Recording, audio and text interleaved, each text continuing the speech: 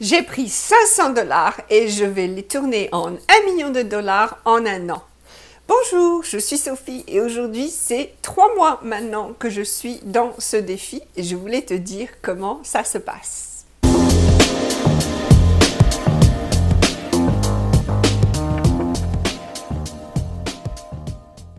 Ok, donc 3 mois, j'ai plus que quadruplé mon investissement initial, ce qui est génial.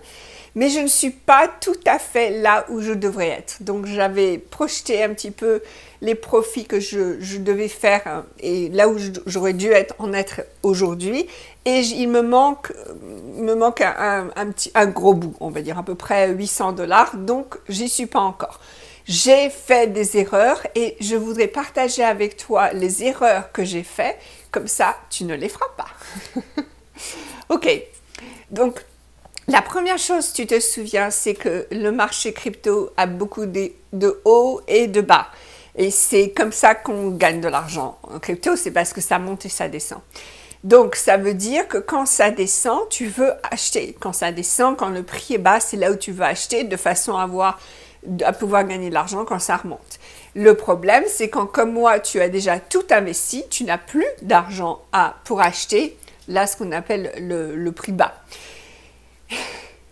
Et donc, comme je n'avais plus d'argent, je n'ai pas pu profiter de la remontée des pièces, d'accord, des monnaies. Donc, c'est important de conserver entre 10 et 20% de ton portefeuille en liquide de façon à pouvoir acheter quand le prix baisse. Et ça, c'est vraiment, vraiment important. Donc, voilà, aujourd'hui, ce que je vais faire maintenant, c'est je vais garder entre 10 à 20%. Je crois que ça, c'est ma plus grosse erreur que j'ai faite. Donc, je te le dis tout de suite.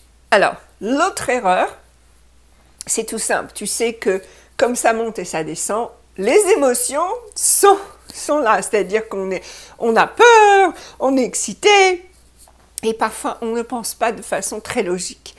Donc, avec la crypto, ce qui est aussi important, c'est de garder son calme, de ne pas s'exciter, puisque de toute façon, même si ça monte, ça va redescendre, et même si ça descend, ça va remonter. Donc c'est important de garder son calme.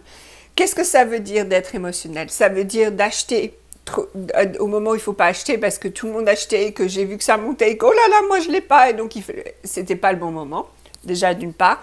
Ou alors peut-être d'avoir peur, ça c'est quelque chose que moi je ne fais pas trop. Mais il y a beaucoup de gens qui, malheureusement, font ça. Et pourquoi je dis malheureusement? Parce que ça influence le marché. C'est-à-dire que dès qu'ils voient que ça baisse, ils vendent. Ils vendent parce qu'ils ont peur de trop perdre. Et donc, comme ils vendent et beaucoup vendent en même temps, ça fait baisser le prix encore plus. Donc, de garder les émotions tranquilles, c'est très, très important. Je voudrais faire un avertissement qui est qu'il y a des gens en ligne qui se disent experts en crypto-monnaie, et c'est possible, ils sont experts, ils ont gagné beaucoup d'argent. Le problème, c'est qu'ils influencent aussi le marché, puisqu'ils disent voilà ce qui va monter, voilà ce qui va baisser, et comme ils disent ça, les gens soit achètent, soit vendent, et donc ça influence le marché. Et ce qui s'est passé dans les 3 derniers mois, c'est qu'on a eu des monnaies qui ont monté très très très haut très très vite et qui ont baissé très très vite, simplement parce que les gens en parlaient trop. Et donc, c'est pour ça que tu vas rarement m'entendre parler de monnaie dans ces vidéos. Il y a des monnaies stables, tu peux aller voir toi-même quelles sont ces monnaies stables. Mais je vais rarement parler, sauf s'il y a un projet qui m'intéresse beaucoup et que je suis très excitée par ça. Sinon, je ne veux pas vraiment parler de monnaie spécifique parce que je ne veux pas influencer de la façon dont moi j'ai été influencée. Donc, ce qui s'est passé, c'est que j'ai entendu ces influenceurs parler de cette pièce et j'ai vu les prix monter, etc. Donc, j'ai acheté trop haut. Donc, il m'a fallu plus de temps pour pouvoir revendre mes pièces, mes monnaies. Je suis sûre qu'en français, ça ne se dit pas pièces, donc c'est pas grave. Les monnaies. Donc ça, c'est important de voir la différence entre les influenceurs et les nouvelles. Qu'est-ce que je veux dire par les nouvelles? Donc, il y a des tas de sites qui vont te donner toutes les nouvelles dans le monde de la crypto, du blockchain. Et c'est important de regarder les nouvelles plutôt que d'écouter les influenceurs. Parce que les nouvelles, en général, quand elles sont publiées, c'est après le fait. Et donc, si ça a un impact sur les pièces, ça va te montrer que cet impact, il est solide, il est stable. Donc, tu peux compter dessus. Si c'est juste dans les minutes ou les heures qui viennent, ça va être très très rapide.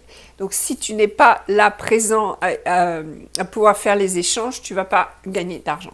L'idée, c'est de suivre plutôt les nouvelles que les influenceurs. Maintenant, j'ai dit ça, mais évidemment, si tu peux passer ton temps sur les écrans à regarder les tableaux, etc., à regarder ce qui monte, ce qui descend, et que tu veux suivre les influenceurs, vas-y.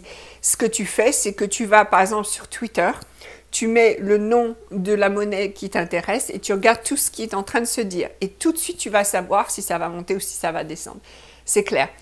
Il y a aussi des influenceurs qui sont dans le monde entier et qui ne sont même pas dans l'industrie du crypto. Nous, aux États-Unis, on a un monsieur qui s'appelle Elon Musk, un autre qui s'appelle Mark Cuban, qui n'ont rien à voir avec la crypto, mais dès qu'ils en parlent, pouf, ça monte. Et c'est une très, très grosse influence et tu ne peux pas le renier. C'est la nouvelle économie aujourd'hui. D'ailleurs, si tu veux savoir comment les 5, 10, 15, 20 prochaines années vont aller au niveau économique, tu regardes les influenceurs parce que c'est eux qui ont la clé de l'économie et pas les experts, malheureusement. Ok, maintenant la troisième chose, c'est l'analyse technique.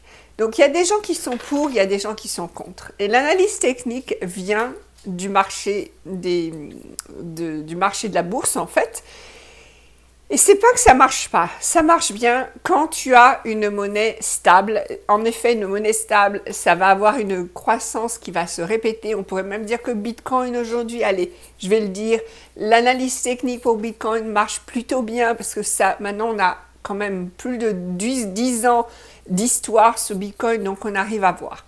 Mais la plupart des monnaies sur le marché n'ont pas autant d'histoire de Bitcoin. Donc l'analyse technique ne va pas forcément marcher pour eux. Et ce qui est important, c'est de regarder ce qui se passe dans le moment et d'apprendre à lire les graphiques et de vraiment regarder ce qui se passe. Et tu vas voir, donc dans les 6-8 heures, qu'est-ce qui se passe et c'est là où tu vas savoir si tu peux acheter ou vendre.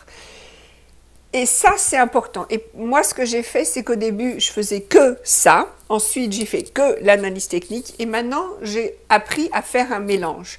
Donc, j'apprends à regarder les chiffres et à voir ce qui s'est passé dans le passé, mais aussi ce qui se passe en ce moment.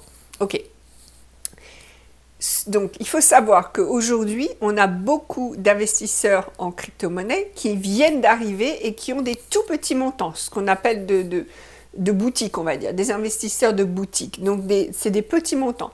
Mais comme il y en a beaucoup, ils influencent et ils ne savent pas trop ce qu'ils font. Par contre, ils fonctionnent beaucoup sur la peur.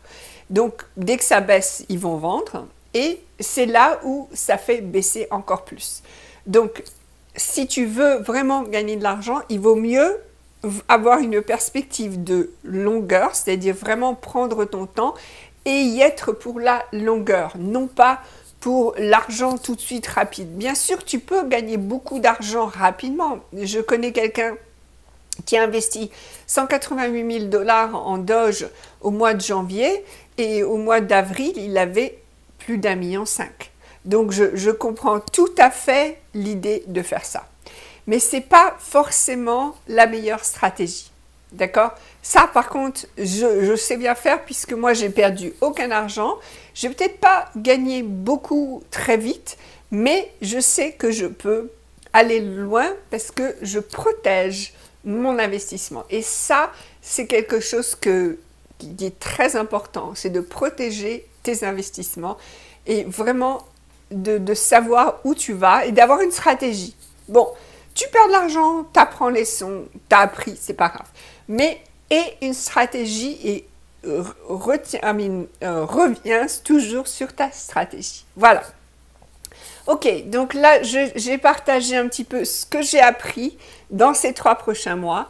L'idée, c'est que ça va aller, donc moi, ma croissance, elle est de 2 à 3% par jour. Enfin, ça, c'est le but. J'ai pas tout à fait eu ça dans les 3 premiers mois, j'apprenais. Donc maintenant, j'y vais 2 à 3% par jour, peut-être même 4%, 5% par jour. C'est l'idée. Donc voilà, je t'embrasse très fort et surtout, n'hésite pas à faire des commentaires et à me poser tes questions. À bientôt!